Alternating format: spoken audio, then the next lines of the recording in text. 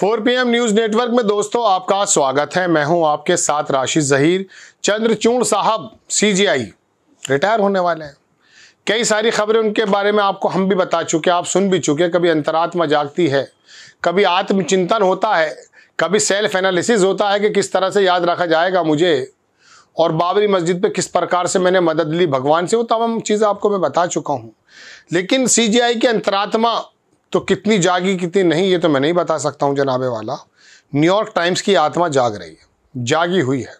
उमर खालिद, दिल्ली का वो नौजवान जो 4 साल से बंद है, चार्जशीट भी फाइनल अभी पेश नहीं हुई है, उसके बारे में न्यूयॉर्क टाइम्स ने कह दिया कि जुडिशरी के अंदर हो क्या रहा है। वहाँ का अखबार जाग जाता है, यहाँ का जो है जुडिशरी सिस्टम नहीं जागता है।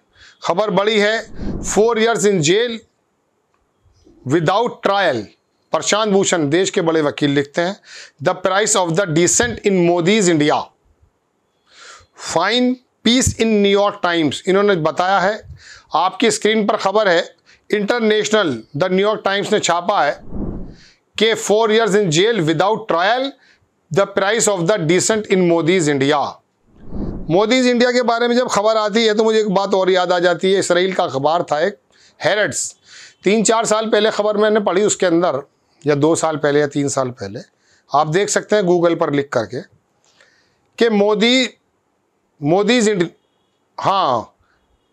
India, new Modi's India, Godse in, Gandhi out. Godse को जब बना लिया जाएगा, उसके सिद्धांतों को जब फिल्में बनेंगी और लोग उसे हीरो समझने लगेंगे, तो गांधी के सिद्धांतों का क्या होगा। तो बाहर का अखबार लिखता कि 4 साल से विदाउट ट्रायल उमर खालिद है। ये जनाजा है डेमोक्रेसी का या जुडिशरी का, मुझे नहीं मालूम। बाहर के अखबार लिख रहे हैं, सुप्रीम कोर्ट तक भी गए, वहां से वापस ले आए। कभी हाई कोर्ट उसको मना कर देता, कभी लोअर कोर्ट, कड़का डूमा कौन सा कोर्ट है वो मना कर देता है। परिवार वाले घूम रहे हैं। अखबार ने क्या क्या लिखा है इसके अंदर तो लंबी कहानी है, लेकिन मैं तो अपनी हाथों से बता देता हूं। The family gathers around the laptop in new Delhi. Family जो है वो लैपटॉप के अंदर आसपास बैठी दिल्ली वंस वीक, एक हफ्ते पहले, sometimes relatives dial in from North India और even United States, they wait for Umar Khalid. 37 साल की उम्र है। अब अमेरिका में भी लोग इंतजार। An Indian political activist, Indian political activist कहा जा रहा है उमर खालिद को, appear on the screen from the jail से जब वो आया है, ये तस्वीर भी देखेंगे आप, वो बैठे हैं, ये शायद इसकी फैमिली है, वो जब बैठे हैं साहब, तो ये तमाम लोग हैं। अब इसके अंदर बात क्या है दोस्तों, ये खबर तो मुझे बतानी ये थी कि बाहर के अखबार, it is very easy to frame someone while in the Muslim name 3 days these days। ये चीज़ें जब लगने, पूरे स्क्रीन पर हमारे एडिटर लगाएंगे आपको सामने, 3-4 तस्वीरें भी हैं, उमर खालिद का एजिटेशन भी है, परिवार के सदस्य भी हैं। और जो उमर खालिद ने वहाँ पर एजिटेशन किया था 4 बरस पहले, जिसका इल्ज़ाम लगाया कि दिल्ली के अंदर दंगा भड़काने में ये हैं, हो सकता है ये हो, ये तो कोर्ट डिसाइड करेगी, लेकिन कब करेगी।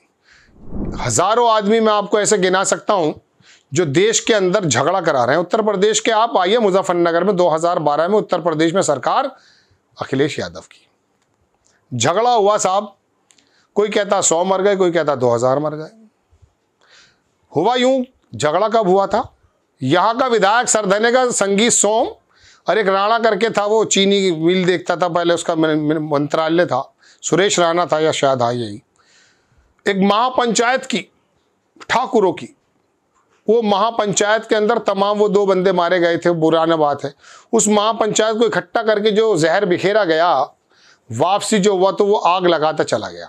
जिस ज़माने में अडवाणी साहब जब यात्रा निकाली थी, तो विनोद दुआ कहते थे कि जब वो यात्रा निकली तो उसके धुएं ने सांप्रदायिकता का धुआं पूरे देश में फैला दिया था। अडानी साहब से पहले देश थोड़ा बेहतर था, जब उन्होंने वो जनसंघ रही है, लेकिन उसको दबा दिया गया देश के इंसाफ पसंद लोगों ने। कुछ लोग पसंद करते रहे, लेकिन बहरहाल वो फिर बीजेपी का नया रूप आया उसका। तो वो जो महापंचायत हुई, जो मैंने आपको बता रहा हूँ, सरदने के आसपास किसी जगह मुजफ्फरनगर लोकसभा क्षेत्र में दंगा भड़क गया।